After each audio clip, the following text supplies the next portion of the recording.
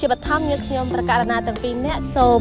ក្រាបថ្វាយបង្គំសម្ដេចព្រះមង្គលទេពីចាវងអានិតាសម្ដេចព្រះសង្ឃនាយករងនៃគណៈធម្មយុត្តនិកនិកាយនៃព្រះរាជាណាចក្រកម្ពុជា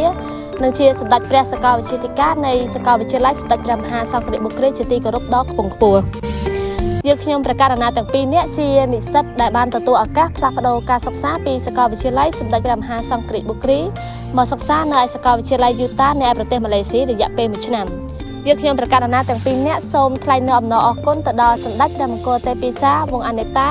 ដែលលោកបានខិតខំលះបង់ទាំងកម្លាំងកាយចិត្តកសាងសាកលវិទ្យាល័យនិងបានស្វែងរកឱកាសអាហារូបករណ៍ផ្សេងៗនៅតាមបណ្ដាប្រទេសនានានិងបានផ្ដល់នៅឱកាសអាហារូបករណ៍ទៅដល់និស្សិតនិង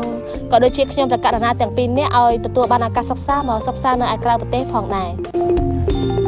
ស្ថិតនៅក្នុងឱកាសនេះដែរយើងខ្ញុំទាំងពីរនាក់សូមប្រគេនពរសម្ដេចនៅក្នុងថ្ងៃចម្រើនព្រះជន្ម39ព្រះវស្សាឈានចូល40ព្រះវស្សាខាងមុខនេះយើងខ្ញុំប្រកាសណាទាំងពីរនាក់ដែលជាព្រះគុណសូមក្រាបថ្វាយបង្គំប្រគេនពរសម្ដេចម្ចាស់សូមសម្ដេចមានព្រះសុខភាពល្អបរិបូរណ៍ព្រះកាយពលមុំមួននិងសុខភាពសុវត្ថិភាពគ្រប់ពេលវេលាគ្រប់ទីកន្លែងព្រះជន្មាយុយឺនយូរអស់កាលជានិច្ចនិរន្តរ៍តទៅសូមអរគុណ